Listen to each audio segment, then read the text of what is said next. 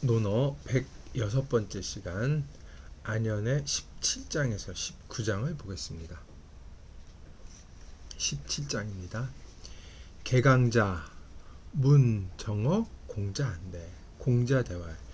정자는 정년이, 자, 솔, 이정이면 숙감불정이리요. 개강자가 공자에게 정치를 물었습니다. 공자께서 대답하시기를 정치란 정, 바로잡는 것입니다. 그대가 올바름으로 인도를 한다면, 솔선수범한다, 거느린다는 얘기, 인도를 한다면 누가 감히 옳지 않겠습니까? 바르게 되지 않겠습니까? 이렇게 되는 거죠. 정자정량은 워낙 많이 유명한 말이죠. 동음이어, 영어로 펀이라고 그러죠. 그냥 군군신신 그것처럼 정자정야라 이렇게 얘기하죠. 공자 이렇게 뒤에도 그런 게 또 나옵니다. 공자가 잘 쓰는 이 일종의 대답 방법이죠. 개강자는 뭐 당시 노나라의 최고 실력자죠. 공자 말년이, 공자 완전 말년인데 노나라의 최고 실력자였죠. 그 유가적 사고 방식은 윗사람은 백성의 표상입니다. 그러니까 그런 경우일 때 윗사람이 바르면 아랫사람은 뭐 당연히 부정할 수가 없다라는 게 류가의 기본적인 사고방식이죠. 아랫사람은 그 자발적으로 윗사람의 고듬을 받아들여서 교화가 된다는 것이죠. 이거는 법으로 강제 집행하는 것과는 다르다는 측면에서 보면 더 확실히 이해될 수 있을 것 같습니다. 요게 이제 다음에 19장 17, 18, 19가 이제 개강자와 관련된 3종 세트인데 여기서 이제 정치 문제가 계속 언급이 돼요. 19장하고 이제 연결이 됩니다. 처음에 거라 되게 이제 우리가 볼 때 이게 마일드하게 보일 수 있어요. 공자의 사고방식이 이런 것 같습니다. 위정자가 자기 잘못을 바로잡는다. 자기 잘못을 바로잡겠다는 인식을 가지는 것이 자신과 국가가 좋아지는 길이다. 이게 제일 좋은 방법이라고 생각했던 것 같아요. 그러니까 유학에서 지도자가 얼마나 중요한지가 여기서 이제 확인이 되는 그런 장이라고 볼 수가 있겠습니다. 18장을 보겠습니다. 개강자 환도하야 문어 공자한대. 공자대활. 구 자지 불욕이면 수 상지라도 불절하리라. 도둑. 개강자가 이제 도둑에 대해서 공자에게 여쭈었죠. 도둑이 걱정스러워서 공자에게 물었더니 공자께서 대답하시길 그대가 욕심을 부리지 않는다면 상을 주더라도 훔치지 않을 것이다. 이거 아마 상지의 목적어는 백성들이겠고 불절도 백성들이겠죠. 공자는 목적어 주려고 생략시켰어요. 이제 도둑이 들끓는 문제로 이제 고민스러워서 나온 질문인데 질문은 도로 물었는데 공자는 절로 대답했죠. 그러니까 이 도는 여기서 확실히 도둑질하는 강도들인 것만은 분명한 것 같아요. 서로 이제 정의를 해주고 있죠. 풀이를 해주고 있죠. 이 대답이 따져보면 되게 흥미롭습니다. 이게 얼핏 읽으면 도덕적인 훈계를 보이죠.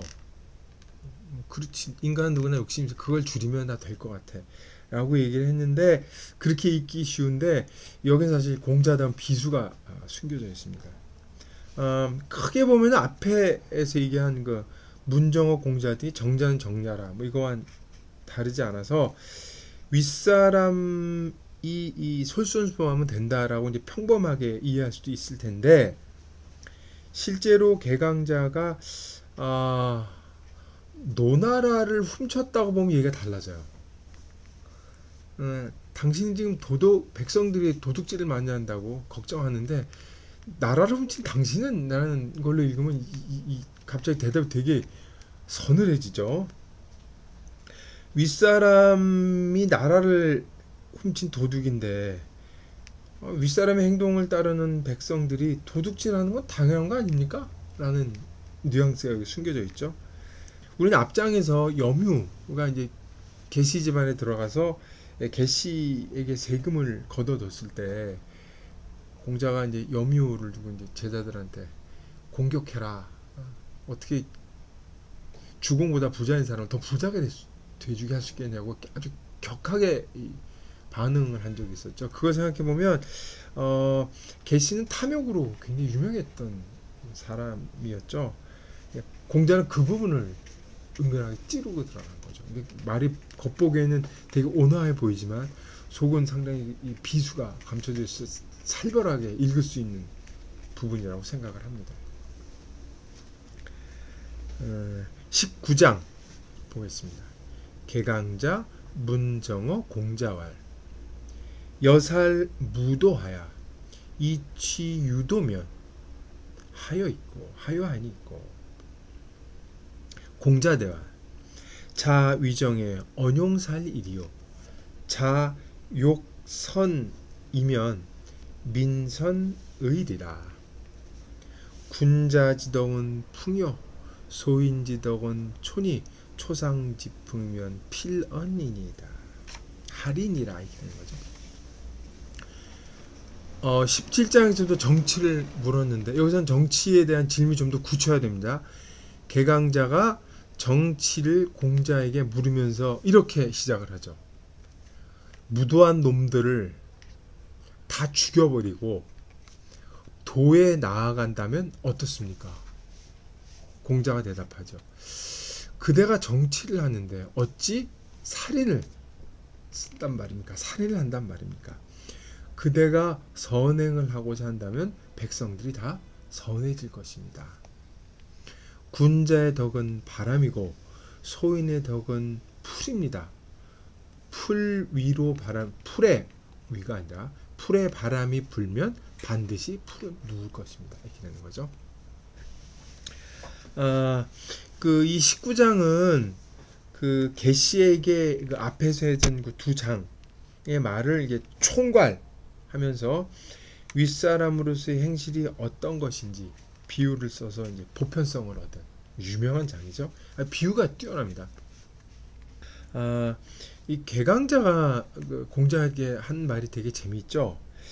위정자로서는 목적을 위해서 수단을 가리지 않는 거 굉장히 유혹적이죠. 수단을 동원할 수 있는 힘 그게 이제 바로 권력이니까 지금도 그런 거 많이 쓰거든요. 결과만 좋다면 수단은 충분히 정당화될 수 있다고 하는 게 사고방식이 팽배해 있단 말이에요. 교화를 중심에 둔 공자로서는 살인, 사람을 해친다는 건 이게 말도 안 되는 방법이죠. 이건 얘기할 것도 없습니다. 아무리 고상한 목표라고 하더라도 수단이 나쁘면 정당화될 수 없다는 게 단호한 공자 의견입니다. 이건 육아의 명확한 의견이에요. 그래서 아무리 결과가 훌륭하고 고상하고 뛰어나도 수단이 문제가 있으면 안 된다. 이건 사실 이제 한비자가 나중에 뒤집죠. 그래서 이 논쟁거리입니다. 이건 지금도 수단이냐 결과냐.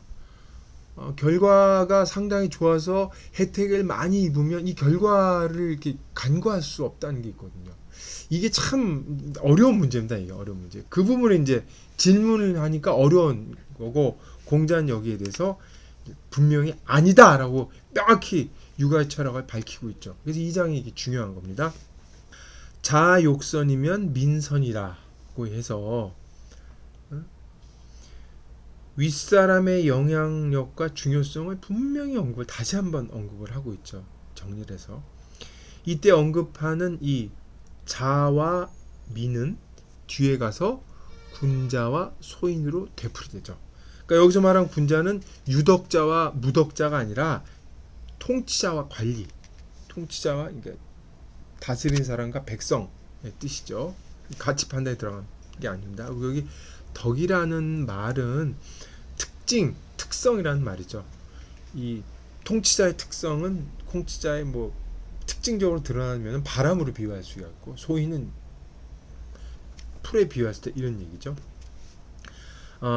이 통치자의 책임이 훌륭한 국가를 이루는데 굉장히 중요하다는 육아의 정치 사상이 여기서 이제 다시 한번 명료하게 비유된 것이죠.